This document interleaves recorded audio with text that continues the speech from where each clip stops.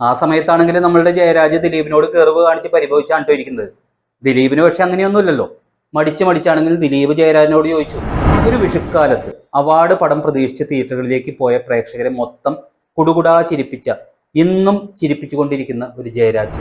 അവസാനം പ്രേക്ഷകരെല്ലാവരും ചേർന്ന് പറഞ്ഞു, വാട്ട് എ ബ്യൂട്ടിഫുൾ പീപ്പിൾ എന്ന്.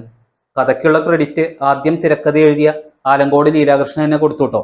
പക്ഷെ തിരക്കഥ അപ്പോൾ സിനിമയുടെ പിന്നാമ്പുറ കഥകളിലേക്ക് സ്വാഗതം.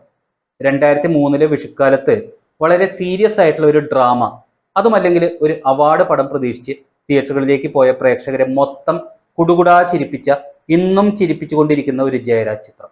അതിൻ്റെ വിശേഷങ്ങളാണ് ഞാനിന്ന് പറയുന്നത്. അക്കാലത്ത് പത്രത്തിൽ വന്ന ഒരു വാർത്തയിൽ നിന്നാണ് ജയരാജ് സിനിമയുടെ കഥ വികസിപ്പിച്ചെടുത്തത്. അതായത് കുട്ടിക്കാലത്ത് ഉത്സവപ്പറമ്പിൽ വെച്ച് കാണാതായ ഒരു കുട്ടിയെ വർഷങ്ങൾക്ക് ശേഷം മാതാപിതാക്കൾ കണ്ടെത്തി എന്നുള്ള ഒരു വാർത്ത. ആ കുട്ടിയെ കണ്ടെത്തുമ്പോൾ ഒരു പ്രശ്നം ഉണ്ടായിരുന്നു. മാനസിക വെല്ലുവിളികൾ നേരിടുന്ന അവസ്ഥയിലായിരുന്നു ആ ഒരു കുട്ടി എന്ന് പറയുന്നത്. സ്വാഭാവികമായിട്ടും ആ കുട്ടിയുടെ കുടുംബത്തിന് ധാരാളം വേദനകളും പ്രതിബന്ധങ്ങളും ഒക്കെ നേരിടേണ്ടി വരുമല്ലോ. അത് നമ്മളുടെ ജയരാജ് മനസ്സിൽ സങ്കല്പിച്ചുകൊണ്ട് ആ കഥാതന്തുവുമായിട്ട് പ്രശസ്ത കവിയും എഴുത്തുകാരനും ഒക്കെ ആയിട്ടുള്ള ആലങ്കോട് ലീലാകൃഷ്ണന്റെ അടുത്തേക്ക് പോയി. അങ്ങനെ ഈ ലീലാകൃഷ്ണൻ അത് കഥാരൂപത്തിലാക്കി അതിനുശേഷം ആ മാതാപിതാക്കളുടെ മനോസംഘർഷങ്ങളൊക്കെ ഉൾപ്പെടുത്തിക്കൊണ്ട് തിരക്കഥയും ഉണ്ടാക്കി. പിന്നെ കണ്ടെത്തേണ്ടത് പടം പിടിക്കാനുള്ള പണമാണല്ലോ. അതാണെങ്കിൽ ജയരാജന്റെ സുഹൃത്തും സഹസംവിധായകനും ഒക്കെ ആയിട്ടുള്ള അനീഷ് വർമ്മ മുടക്കിക്കോളാം എന്ന് സമ്മതിക്കുകയും ചെയ്തു. അന്നാണെങ്കിൽ സംവിധായകൻ ജയരാജ് ഏറെ പ്രശംസ നേടിയ കണ്ണകി എന്നുള്ള പടം ഇറക്കിയിരിക്കുന്ന സമയമാണ്. അപ്പോൾ സ്വാഭാവികമായിട്ടും തൻ്റെ കരിയറിനും കൂടി അത് ഗുണം ചെയ്യുമല്ലോ എന്നുള്ള ഒരു പ്രതീക്ഷയിൽ നമ്മളുടെ ജനപ്രിയ നായകൻ ദിലീപ് ഈ ചിത്രത്തിലെ നായകനാകാം എന്നും സമ്മതിച്ചു. അങ്ങനെ നിലാവുറങ്ങുന്ന നാലുകെട്ട് എന്നുള്ള ഒരു സിനിമയ്ക്ക് തുടക്കമായി. പക്ഷേ ഒന്നോർക്കണം, ഇത് നടക്കുന്നത് 2003. 2002 ദിലീപ് ചെയ്തിരിക്കുന്ന സിനിമകൾ എന്ന് പറയുന്നത് മഴത്തുള്ളിക്കിലുക്കം, കുബേരൻ, മീശമാധവൻ, കുഞ്ഞിക്കൂനൻ എന്നിങ്ങനെ ഫുൾ കോമഡി ട്രാക്കിലുള്ള പടങ്ങൾ. ഇതാണെങ്കിലോ എല്ലാം ഹിറ്റും. മാത്രമല്ല, ഈ ചിത്രത്തിന്റെ ചർച്ച നടക്കുമ്പോൾ ദിലീപ് ചെയ്തുകൊണ്ടിരിക്കുന്ന ചിത്രം എന്ന് പറയുന്നത് കല്യാണരാമൻ, അതും ഹിറ്റാവാൻ സാധ്യതയുള്ള കോമഡി പടം തന്നെ. അങ്ങനെയുള്ള സമയത്ത് ഇത്തരത്തിലുള്ള ഒരു സീരിയസ് ചിത്രം ചെയ്താൽ പ്രേക്ഷകർ സ്വീകരിക്കുമോ എന്നുള്ള ഒരു ഭയം ദിലീപിന്റെ മനസ്സിൽ ഉണ്ടായി. പക്ഷേ ദിലീപ് ഈ ചിത്രത്തിൽ നിന്ന് പിന്മാറും എന്നൊന്നും ജയരാജനോട് പറഞ്ഞിട്ടുണ്ടായിരുന്നില്ല കേട്ടോ. പക്ഷേ ജയരാജ് ആണെങ്കിൽ ഈ ചിത്രം വഴിമുട്ടിയപ്പോൾ വേറെ ആളെ നായകനാക്കിയിട്ട് ചിത്രം ചെയ്യാനുള്ള കോപ്പ് കൂട്ടുകയും ചെയ്തു. കുറച്ച് മാസങ്ങൾ കഴിഞ്ഞപ്പോൾ ഈ അടുത്ത് നമ്മളെ വിട്ടുപോയ കലാഭവൻ നവാസിന്റെ കല്യാണത്തിന് ഈ ജയരാജും ദിലീപും തമ്മിൽ കണ്ടുമുട്ടി.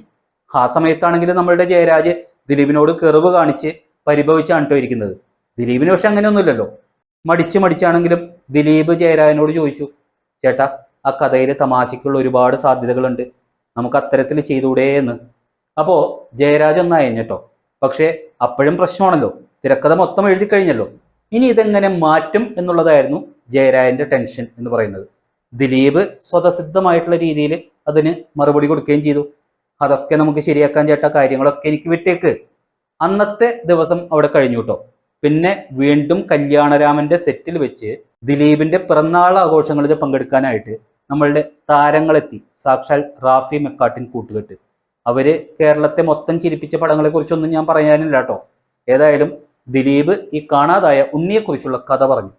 കേട്ടപ്പോൾ തന്നെ അതിലെ ഹാസ്യത്തിന്റെ ചേരുവകൾ അവരുടെ മനസ്സിൽ തെളിഞ്ഞു വന്നു.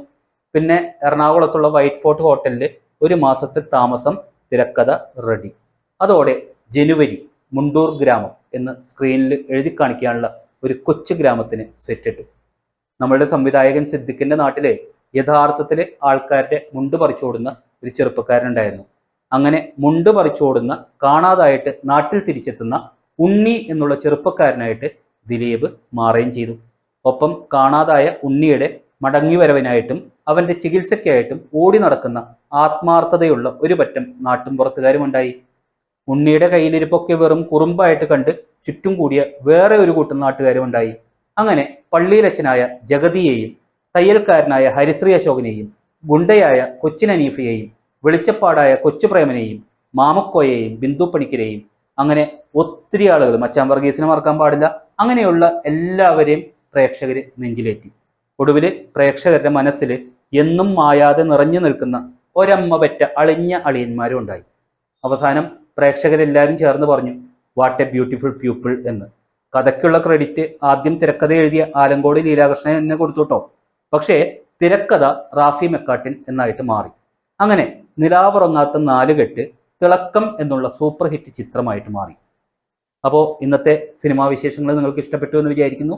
അപ്പോൾ ഇഷ്ടപ്പെട്ടാൽ അടുത്ത ഒരു വീഡിയോ കൃത്യമായിട്ട് കിട്ടുന്നതിന് വേണ്ടിയിട്ട് ജസ്റ്റ് സബ്സ്ക്രൈബ് ചെയ്യുക, മറ്റുള്ളവർക്ക് ഷെയർ ചെയ്ത് കൊടുത്ത് സഹായിക്കുക.